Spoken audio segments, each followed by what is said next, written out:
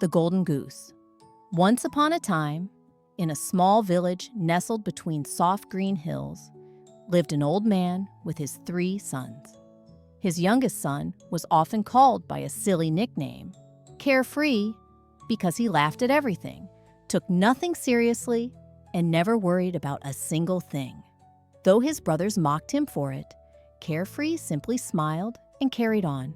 One morning, the eldest son packed a basket with warm bread and a bottle of rich red wine. He waved goodbye to his father and set off into the forest to chop wood. As he wandered between the trees, he came across a tiny old man with silver hair and gentle eyes. "Kind boy," said the old man softly, "may I have a bite of your bread and a sip of your wine? I am terribly hungry and thirsty." The eldest son scoffed.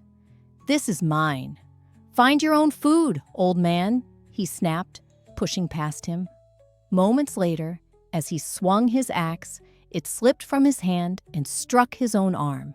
Crying out in pain, he dropped everything and ran home.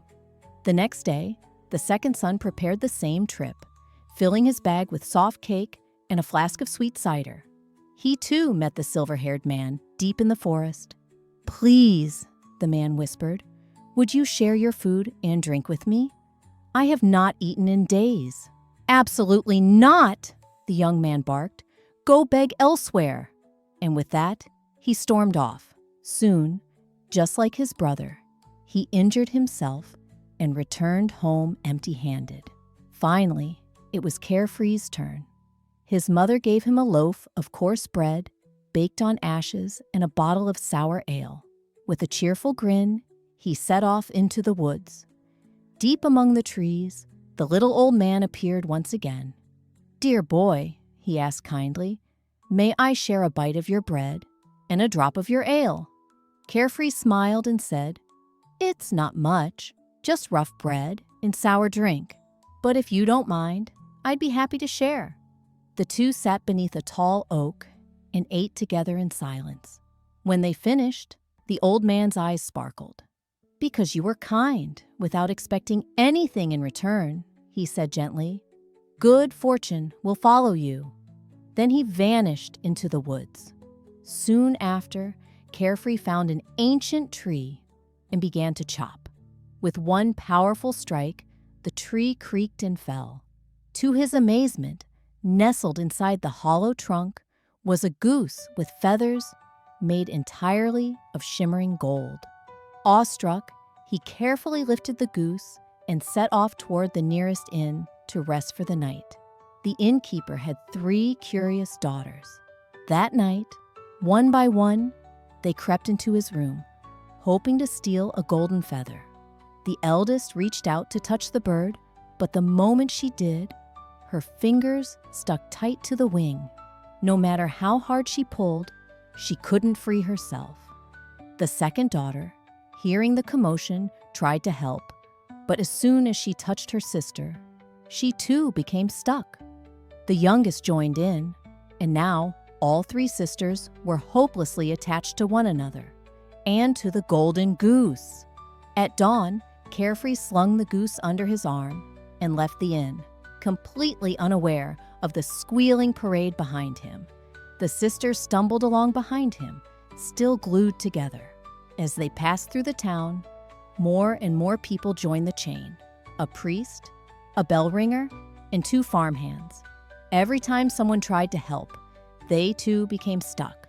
By the time they reached the capital city, a hilarious procession of people followed the cheerful boy and his golden goose. Now, in that very city, lived a princess who had never, ever smiled.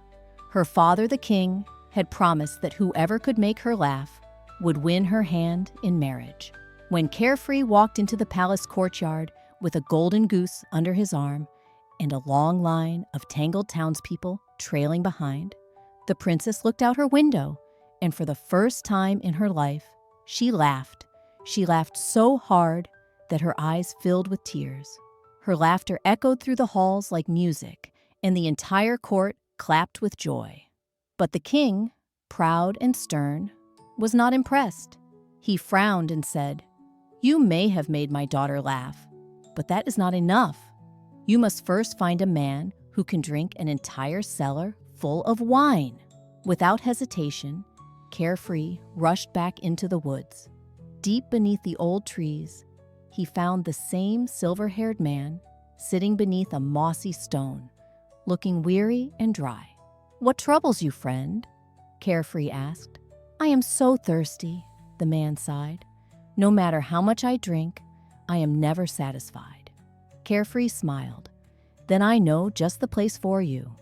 He led the old man to the king's wine cellar. Barrel after barrel, the old man drank until not a single drop remained. The king was astonished, but still he protested. "One more task," he demanded. "Bring me someone who can eat an entire mountain of bread." Back into the forest Carefree went. There, as expected, was the same little man, now groaning and holding his stomach. "I ate an entire bakery," the man moaned, "and I'm still so hungry." Carefree laughed kindly. "Come with me, then. I have just the feast for you." At the castle, the king had ordered every loaf in the land to be baked into a towering pile. But the old man sat down and ate every last crumb, licking his fingers at the end. The king, now both amazed and defeated, spoke once more. "There is only one final test. Bring me a ship that can travel on land and sea alike." For the final time, Carefree journeyed into the woods. The silver-haired man stood waiting. "You have been kind to me when others were not," he said with a smile. "So now I shall help you." With a wave of his hand, a magical ship appeared. Its hull gleamed, and its sails billowed in the breeze, though there was no wind. When the king saw the ship, he had no more excuses. He kept his promise and gave his daughter's hand in marriage. Carefree and the princess were wed in a grand celebration. Laughter and music filled the air, and when the old king passed away, Carefree, once mocked and misunderstood, became a wise and beloved ruler.